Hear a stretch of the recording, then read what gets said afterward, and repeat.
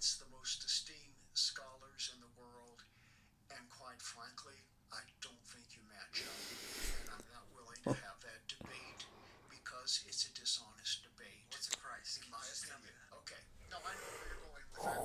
Why you tell everybody what a Christ is? Where to even begin? Well, yesterday Danny Jones dropped a new episode of his podcast featuring Ammon Hillman and Bob Larson, two guys that, if you're at all familiar with, you know could not be on further sides of a theological or philosophical spectrum. And the fact that Danny managed to wrangle them both under the same roof is nothing short of a divine miracle in and of itself. But watching this debate, it's not actually much of a debate. It's not much of a dialogue. It's really just a stalemate. See, both of them are certifiable experts, and that comes with blind spots. See, when you're married to a particular field and a particular subject for so long, well, it becomes a part of your identity. And when somebody insults your identity, well, you take it personally. So neither one of them have really been able to shed that and get to the point where they can have an honest dialogue. And really, more than anything, it just kind of seems like they're playing a game of insider baseball that even Danny's a little lost in. So let's see if we can take a look at this together and maybe make heads or tails of what their actual issues are and why they're challenging each other in these specific ways and why neither one of them will give an inch. Because definitely there's a lot more here than you may realize. Let's pop some popcorn. Take a look. All right, so I don't want to try running through this second by second. I just want to pause on all of the moments that are worth highlighting and giving a little extra commentary to. And the first one happens pretty quickly into the conversation during the opening back and forth between Bob and Danny. So let's take a look. God's willing to do that. It may not happen today or tomorrow. Could happen now, but it might be a process where any number of things happen that are just God coincidences.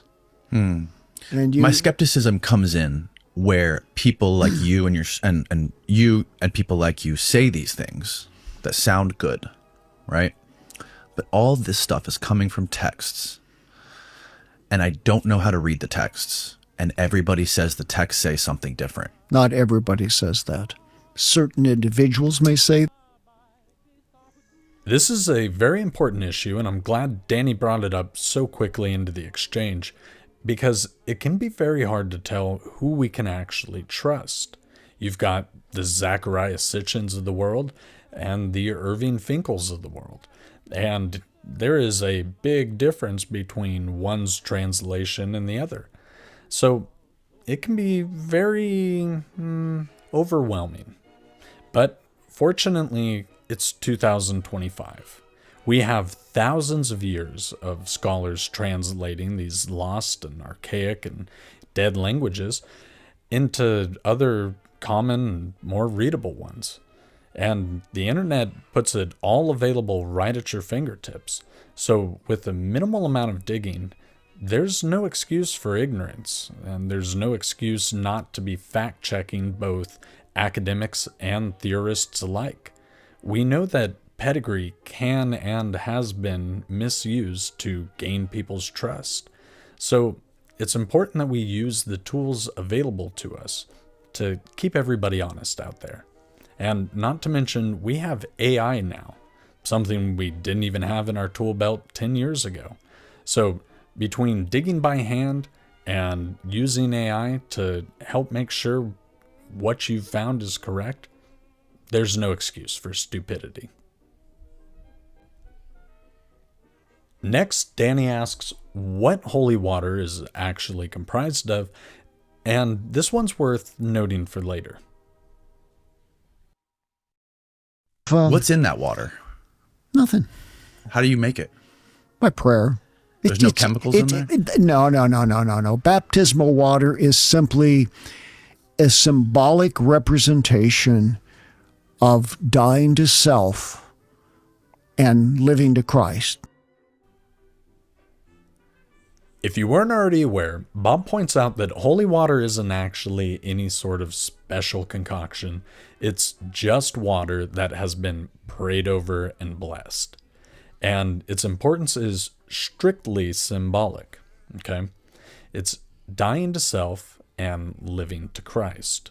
Like I say, this is an important one to hold on to for later in the back and forth, and one that kind of leads into Danny's next question. Let's take a look. I want to ask you if you think, based on everything you've learned about Ammon and listening to the podcast, do you think that he is truly possessed by a demon? Unquestionably. I can't see his face. That's the only problem because of the... This is an interesting one because Bob Larson is a demonologist and exorcist, and in his opinion, he thinks that Ammon is possessed by a demon, which is a pretty steep accusation to levy against somebody.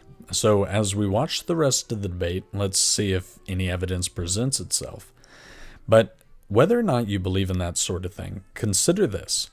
There's thousands of years of precedence for demonic possession, and there's actually quite a bit of scientific and circumstantial evidence to back it up. So it's definitely worth keeping an open mind to, and like I say, let's see if any more evidence of that possibly presents itself. Let's watch. I have a question from the devil. The devil keeps telling me, Bob, he keeps telling me, yeah, but the problem is Bob has never read the Bible. All right, we get to one of the two talking points that Ammon Hillman has, arguing the semantics of the original Greek printing of the Old Testament. So his entire argument hinges around that. So he's not asking if Bob has ever read the Bible. He's asking if Bob has ever read specifically the Greek original translation of the Bible, that original writing of it. Has Bob actually read that specific document? It's semantics, and he knows exactly what he's doing. It's also one of the first of many times he'll say the devil told him to ask him that. So either he really believes that the devil is talking to him and that lends credence to him being possessed, or he's just right out the gate trying to play mind games with Bob, who takes that kind of thing very seriously. It's literally what he makes his livelihood on. So to him, it's no laughing matter. It's no joke. So either Ammon really believes he's possessed by a demon, or he's just trying to get in the head of Bob. Let's keep watching and see which one it is. I tell my seminary students the first day of class, you've never read the Bible, and they all give me a dirty look, Bob. Well, I know where you're going with this. They all give me a dirty look. Well, let me go there. I'm a classical philologist. Why go there? I know Bob, where you're going. This is why the Harvard people won't come. I am a classical philologist. I know what you are. Watch the videos. And you have never read the Bible. Tell me what a Christ is. Okay. What is a Christ? I'm not going to tell you that. Because you don't know, Bob. No. Wait a minute. What is a Christ? Wait a minute. I did not agree. How is he supposed to believe? All right. So for the sake of clarity, I'll answer and engage with what Bob would not. See, Ammon's trying to flex his knowledge of classical Greek, and he's insinuating that the original, very first writings of Christos is the only context in which Christos can appear forevermore. Let me explain this a little more.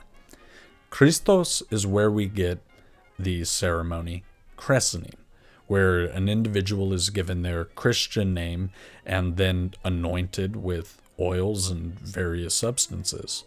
In pre-Christian times, especially in salacious Greek times where really anything went, that ceremony was a little bit different. It existed, but the anointed oils weren't always oils. Sometimes they were very powerful psychedelics. So to anoint somebody, the Christos, in pre-Christian times, may have very well been a ceremony that included the use of psychedelics, but that's just one of many countless examples of Christianity taking a much older cultural or religious tradition and just repackaging it as their own. For more examples, I did an entire series that I'll link to down below on pagan traditions that are repackaged under the Christian banner. It's something they did quite a bit and shouldn't be at all surprising, but Ammon literally hinges his entire argument around the original writings where Christos first appears, and the fact that it has a relation to psychedelics. Disregards the fact that that's in pre-Christian times, and he just sticks with it, and that is forevermore the only definition.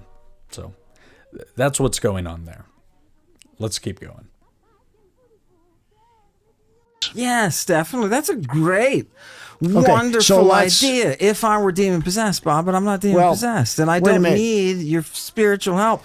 I was coming to you as one former man of God to another person who appreciates the Bible, Bob. And I just want to know, please tell me, why was Jesus arrested? This is the reason I didn't want you around in this room when I talked with him, is because you're a control freak trying to get the upper hand on everything. So just be a human. One answer. That's the only question I'll ask you. Just talk to me. That's it. All right, there's a couple things on this one worth pointing out. First of all, he says he's not demon-possessed, which that kind of flies in the face of him getting messages directly from the devil. So it definitely seems like he's just playing mind games with Bob, which isn't a very fair or honest debate if that's your goal, just to get under the other guy's skin. But besides that, Ammon gets to his second point, which, like I said, he only has 2 talking points. And they both boil down to semantics and wordplay. So let's keep going. When Jesus Christ was arrested in Gethsemane at 4 a.m. with a naked boy screaming, "I am not a child," or lestes in Greek, could it actually be, Bob, that he was doing creepy things? All right. Lestes is Ammon's favorite talking point. But no amount of digging could yield results for it having a meaning other than robber or criminal or organized crime. Thief, it is used in a variety of criminal offenses, but never, and I mean not one single reference could I find to it being specifically about child-related crimes. Not one. Not digging through the web myself, through a variety of different ways, not checking with other professionals, not checking with other academics or scholars, and not even AI digging yielded one single result where lestes is specifically about crimes against children. But it's Ammon's favorite talking point, and we will come back to that. Because even if Ammon was able to find a incredibly obscure thing that he's going to use as a reference to hold on to, how can you hold on to and present an entire argument based off one obscure reference versus a litany of overwhelming evidence to the contrary? It's very confusing, but that is Ammon's whole thing. And that's why Bob won't engage in the semantics of it, because flimsy is an understatement. It's the weakest argument he could possibly have for the accusations he's leveling against Christ.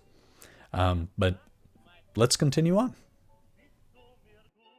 That is intellectual dishonesty, and you know it, and you're not going to overpower me the way you normally do people. It's no wonder nobody wants to talk to you. Yeah.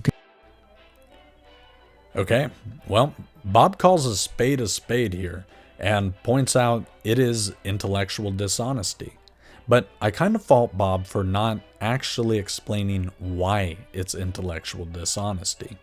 See, Ammon knows full well that if he has an obscure reference he's holding on to, where Lestas was in particular applied to crimes against children, that obscure reference does not outweigh the plethora of references that use it in a very different context.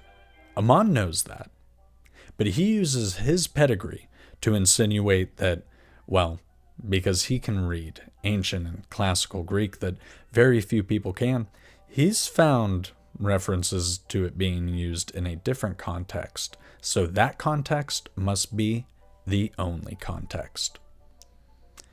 Intellectual dishonesty was the perfect name for it. He just should have explained why. Let's keep going.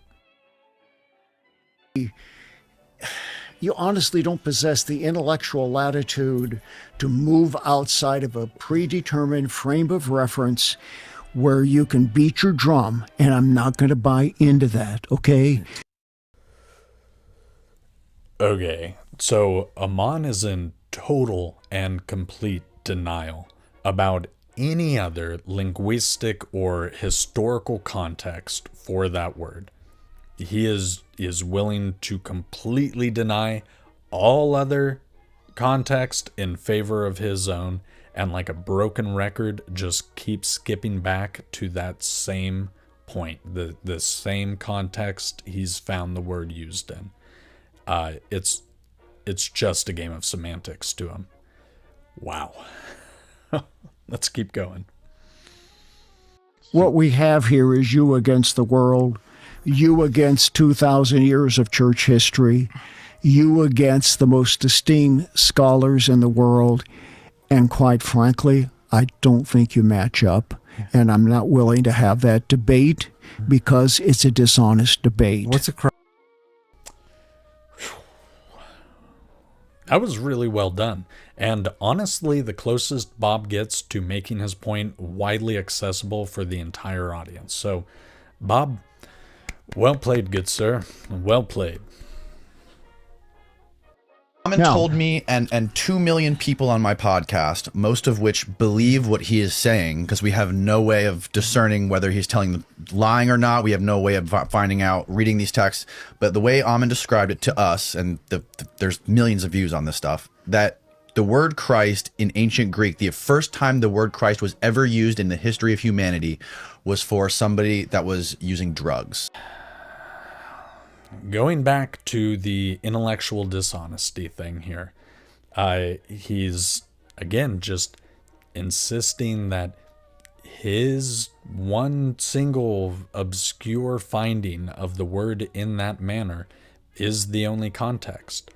And he's relying on his credentials as the reason we should provide him trust that he's correct here. And thousands of years of other people are just, they're not seeing what he sees. We're having a attempting to have a dialogue here because he is stuck like a politician on talking points, and he is going to stay there and not move off of that to deal with the larger realm of church history, the Hebrew scriptures, as well as the Septuagint. So Bob runs dangerously close right here to looking like he's avoiding the question, either because he can't answer it or doesn't want to. And neither one of those are the position you want to find yourself in front of a viewing and critical audience. Ammon could have really capitalized on that and made Bob look pretty darn bad. And when your opponent's been actively playing mind games against you since the start of the debate, it's not a position you want to find yourself in. So definitely a miscalculation by Bob there. He should have seized that opportunity a lot better to drive home his point, but I think he probably felt it beneath him. But you're in front of an audience, Bob. You gotta hammer it home, bud. Anyway, let's keep going. Okay. You want to walk out? Take the money and walk. Take it and walk. You're a coward. You don't read these texts, and people just like you are afraid. The head of Dallas Theological Seminary's Greek program wouldn't come here, Bob, and sit where you are. May I ask a question? Because none of you actually reads ancient Greek. That guy wouldn't waste his time coming out to talk to Ammon, because even a nobody jabroni in rural Tennessee could see through Ammon's paper-thin argument. Nobody with any serious credentials is going to waste a second. Sorry to tell you now, Danny. Let's keep going. Yes, it was Aristotle's pure muse. It was that genius. It was that genius in the Greek, which is far harder. If you studied any, you know that Greek is capacity that English will never achieve. Now, at this point, Bob starts to paint a bit of a psychological profile, I think more for himself than for the audience, of Ammon. He starts asking him a series of questions to kind of get a psychological bearing for where Ammon's coming from. And he walks Ammon through it flawlessly. He just didn't elaborate to the audience all of the things you can tell he's sitting there thinking. So we'll do just that, and we'll psychoanalyze Ammon together. Let's go. What do you mean by that? I have a question. So you understand the burden of sin. What did you mean by that? The beauty of the universe is in the design that it is perfect, right? And the classical world understood this, and they worshipped, as Bob will tell you, they worshipped as a result nature and the organization and music. Remember, a third of education is music. A third of education is music? Yeah, harmony, baby. If you don't understand what harmony is, it's because you don't worship nature. So that's what I was thinking about when I was reading Aristotle. So as a 21-year-old virgin, Ammon reads the writings of Aristotle and falls in love with his worldview and interpretations of things. Got it. Let's go on. I was sitting there reading Aristotle, and I realized the beauty and harmony of the universe. And the first thing I said, I've got to go get laid. And I went to a bar, and I picked out the first girl that was good looking. And I said, you must take me home, and you must fornicate. And she said, great. I said, I'm a virgin. Are you being facetious or truthful? Absolutely not. I just take you to the bar that I went to. So, as a 21-year-old pent-up virgin, Ammon discovers the musings of Aristotle and reads about the earthly beauty and human beauty and the indulgence of those beauties, and gives up wholesale everything he had ever believed in to indulge in those beauties. He's kind of already proved Bob's point. He found something he liked, and he decided, I'm going to indulge in this, and got off the bus. Ignored all context from then on out. Set aside what he had known, found something he liked, and that was that. End of the day. There's not really much else to it. He found something he liked, and that was it. No more context needed. Kind of rough to make a serious argument when that's all you got. Let's keep going. Aristotle's view of reality, of good and evil, of the cosmos and how it exists and why it exists, turns you around. You go to a bar and then get laid and it felt good. Yeah. That's what you said. Exactly. Okay. Guilty as charged. Of what? Of apostasy. So he gets a rise out of what he's reading, goes out and tries something that's diametrically opposed to everything he's ever known, and forms his entire worldview off that moment. As a 21-year-old, impressionable young man. At 21 years of age, I wouldn't go forming a worldview, but hey, what do I know? Maybe it worked for Ammon. Or maybe not. Let's keep going. So your life has been better since you left Christ? Oh, God, if you can't find Aphrodite, right? Christianity blocks you from Aphrodite, right? And that's a whole part of existence, the Great Mother. It's why you can't worship a Great Mother in Christianity. Why can't you worship? Is that true? You can't worship a Great Mother? Well, this could get rather interesting. Ooh, what a cruel tease there. See, Bob says this could get really interesting, and it could have, but then he goes right off it. See, what Bob's hinting at there is that while in Christianity there is not direct worship of the Great Mother per se, in wider Christian theology, worship of the Great Mother is implicit through reverence of Mary. And she's a central icon in worship to the Rosicrucians and the Templars. So Bob's not wrong.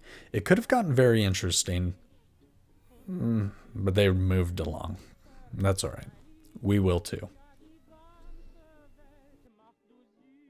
I've been to Ephesus. I've seen the statues of Aphrodite, which is this goddess with multiple breasts. That's Artemis. That's Artemis, but it's also Aphrodite. No, it's not. Artemis is a virgin. Artemis is a virgin. They're basically interchangeable. No. You have sex in the temple of Aphrodite. It's okay. That's a big distinction. You can't say Artemis is pendulum. Okay. I've got to agree with Ammon on this one. Bob is way off the mark. Artemis and Aphrodite are not the same. They are very different. They are not interchangeable. Artemis is implicitly associated with chastity and pureness, whereas Aphrodite is explicitly Yeah, I got to agree with Ammon on this one. Bob is way off the mark. Artemis and Aphrodite, they're not the same and they are not interchangeable. See, Artemis is explicitly associated with pureness and chastity, whereas Aphrodite is explicitly associated with love, lust, and indulgence. They're not the same. They are very different, and Bob was way off on this one. Point for you, Ammon. Let's keep going.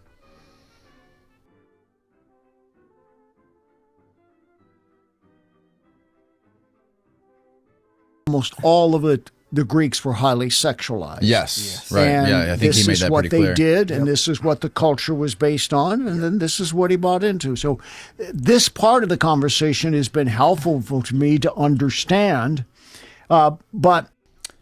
Now, Bob finally points out here why he's asked the questions he's been asking. He's basically proved the point that Ammon found the ways of the Greeks with all of their lustfulness and deviance to be appealing as a young man, and then just doubled down on it as an adult. Bob's right. Paul killed Christians. 2 thieves were crucified with Jesus. One repented. Oh, they were thieves. I do not. What? The thieves were crucified on both sides? Yeah. One repented, one didn't. Okay. So Bob just revealed he knows full well the translation of Lestas. He's just been unwilling to engage in Ammon semantics, and I don't blame him. Let's keep going.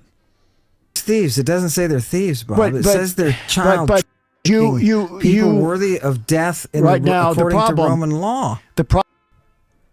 Okay, they kind of dance around it the whole interview, but let me explain where Ammon is actually deriving his interpretation of Lestas. It apparently is from when Julius Caesar made it a crime punishable by death to be a Lestas, and that traces back to when he was kidnapped. And while that might on the surface and the way Ammon presents it seem like he was child trafficked, that's not actually the case.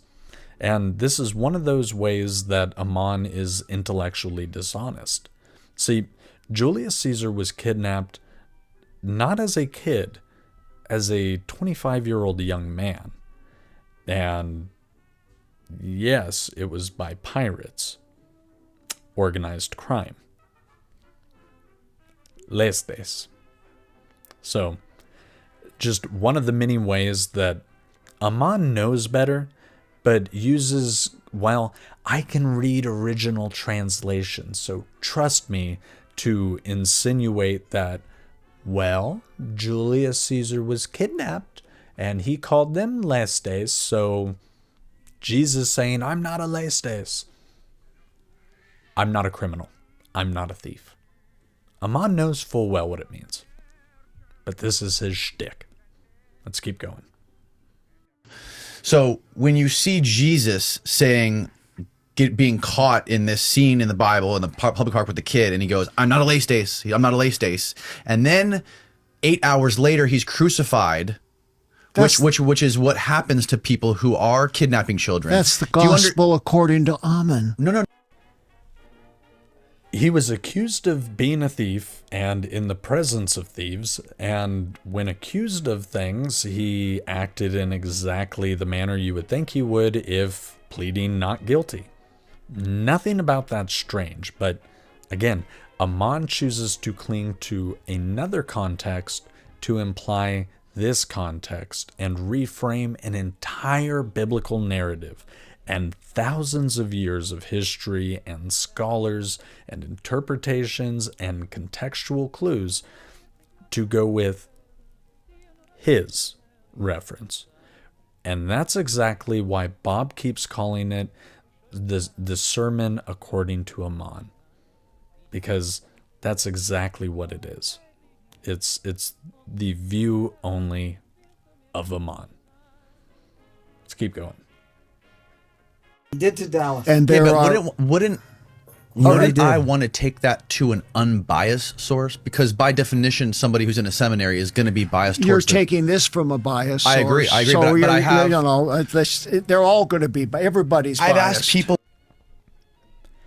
Important reminder that we all have inherent biases, and it's important that when reading and researching, we recognize the inherent bias in the articles or papers or topics that we're reading about and sort through as many of them as we can to weed through the bias and use our discernment to get to the truth of the matter. Remember, history is just his story. Let's keep going. I do think that somebody who claims to be following Christ, who suddenly throws that overboard for Aristotle and a night of hot sex, is really not credible. That wasn't just a sick burn. He's being 100% honest. There's a reason nobody's willing to come out and debate with Ammon. His entire argument is dead on arrival. This is a guy whose entire worldview is pinned up by a tent post of weak morality and harebrained decisions at 21 years of age. Yikes. Just keep going. That you cannot read the fucking Bible, you flim-flamming. That's from the devil. He said, not from him. Make sure That's and from get the the devil. flim-flamming. Make sure and get the flim-flamming. And he said something about the incubus and your wife, digging too. Okay, I just have to point out the irony of him calling Bob a flim-flam after he just flim-flammed himself about being demon-possessed. And then the comment about his wife, very distasteful, but seems par for the course with this guy. Let's keep going. You want to tell this man what the Ammonites were like, what they did? It was one of the groups that, they wanted to destroy. Israel. In the Septuagint, they're talking about they were the Israel enemy of Israel, and they had to totally and they practiced human He's sacrifice. He's letting you talk. Let's let him describe. I'm not sure he's going to tell you the whole truth. It's kind of interesting that Bob brings this up because there are actually some cultural similarities between the Greeks and the Ammonites. You've got the sexual deviance and immorality, sorcery. There's definitely some loose connections that could be made there. So it is kind of curious that Ammon would be given that name and then later assume it as his primary name. Interesting to note. I don't know for what, but it is interesting. Let's keep going. Who did they worship? I think you're probably going to say Moloch or something like Moloch, that. Yes, and they practiced infant sacrifice, with the and blood God, rituals, altar, yes. and all sorts of sexual licentiousness. Moloch is one of those deities that really brings us to the depths of human depravity. The worship of Moloch, unfortunately, it could be argued very strongly is still seen and prevalent today, just under a new guise, but that's a conversation for another day. And let's keep going for now. What is tattooed on your head? Oh my goodness, Bob! That's the point the devil was making. I can't see it. I can't see it. What is it? Read it, Bob. Well, I can't read it. Read it. It says Medea. Right, that's Greek, Bob. And why is it there? What is the one on the other side? There. That linear B? Yeah, this is linear B. Medea, same name. And this, Bob, and is Etruscan. And wait a minute. Why is Medea there? It's the same. I'm telling you that. It's the same name in Etruscan. Medea. She was so well known in antiquity, the first Christ. Now, here Ammon finally reveals his hand a little bit and gives us a hint why he views Christ in the exact specific manner that he does. Well, he found earlier pre-Christian references to Medea delivering the Christos. And since, like Dr. Bob accurately pointed out, he lacks the mental latitude to be able to step beyond that one early context of it that he found to apply it anywhere else. He is stuck right on that one single point and literally can't move off it. But we can, so let's keep going. What could Christing drugs? No. Don't you leap from Medea to Christ. She was the first Christ. Wait a minute. Historically. You're not telling me what she did. What did she do? What did she do? Like, what was her job? She was the queen of Babylon. Boom. And that right there is a complete sidestep of the question that Ammon didn't really want to answer. The answer is she's a sorceress who was well known for using psychedelics for religious ascension purposes. So essentially she was an old world pharmacist. That's the answer. A drug dealer. what is your understanding of Lady Babylon? Huh? Yeah. What is your understanding of Lady Babylon? Your personal understanding. Well, Babylon has both literally and metaphorically stood as the ultimate example of sorcery, witchcraft, and rebellion against God. Over and over again, it's referred because of Medea, because of this woman. To ultimate rebellion against God. Okay, I'm going to be honest. This one confused me a little bit because in a biblical context, there is zero relation between Lady Babylon, the metaphor, and Medea, the sorceress. There's no relation whatsoever. In a wider sort of way, you could say that, Medea was a sorceress and the Mesopotamians were very involved in sorcery. I've got a video, The Mystical Mesopotamians, I'll link to down below. But other than that, there's really no relation on this one. So I'm not sure why the two get conflated here between Ammon and Bob, but weird, and I couldn't find the relation. If you can, let me know in the comments. Let's keep going. Did you know the word medicine comes from Medea, the guy from 1 Christ? Who tattoos this on his head stands in judgment of Christ as a file. I'm done. Okay, while that is true about Medea, Bob's had enough at this point, and I totally don't blame him. But let's keep going anyway. Christ. Can you explain how Medea was a Christ? Diodorus Siculus, the historian, comes along and I he told says, you this is if what there Medea were any did. She more ad Christed. hominem arguments, we would be done. You just talked about my tattoos. You're Okay. such a hypocrite. It's drugs, Danny. It's just drugs. She anointed people with drugs during christenings. We're talking about psychedelics. Heavy drugs, buddy. That's it. To put some holy oil on you when I pray. You can take that holy oil and shove it in your ass, Bob. I'm not one of your victims. Wait a minute, what'd you just say? Okay.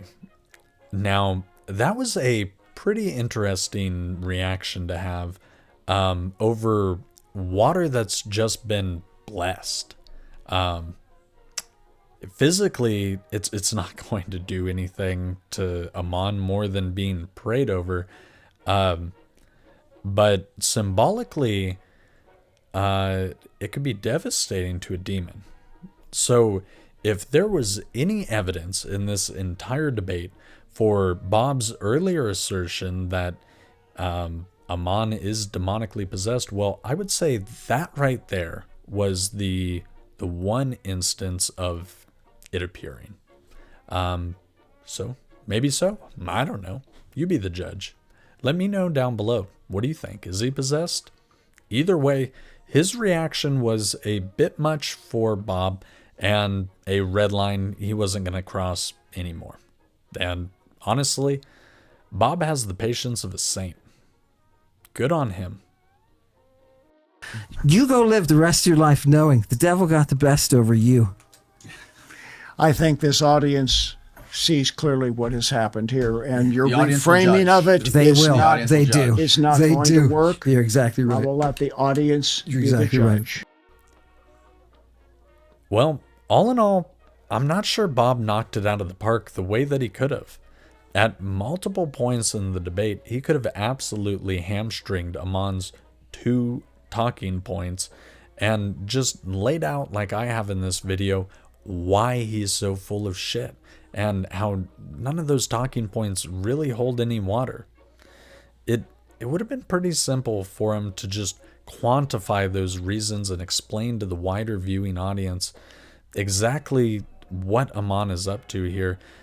And maybe out of feeling like he didn't want to lower himself to arguing petty semantics, he lost an opportunity to really clearly define the fact that Ammon's arguments have no substance.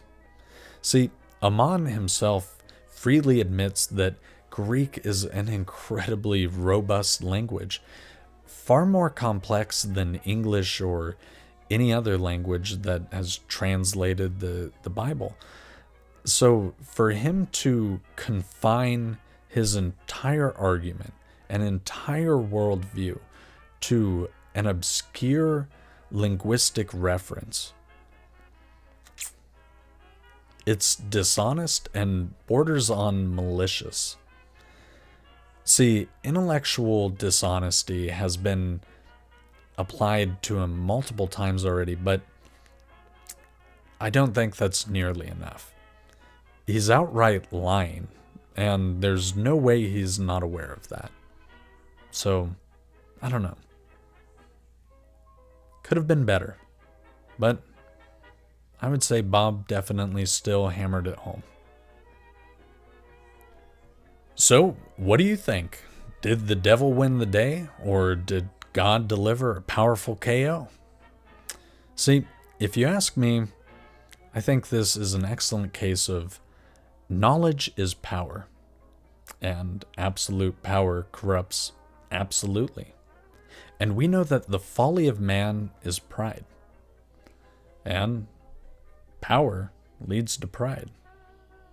So if you follow that train of thought through, knowledge can be the precursor for a prideful downfall. And in the case of Ammon Hillman, I'd say he's somebody that's gotten way too high off his own supply. Remember, my friends, always stay curious, and above all, Christ is King. I'll see you next time.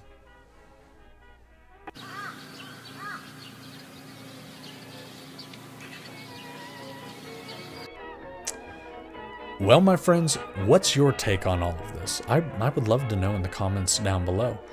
I've not quite done a video like this before, and I would love to know if you think I'm full of shit, or Ammon is, or Bob is, or maybe all three of us, or maybe you just don't care. Either way, I would love to know. Tell me down below.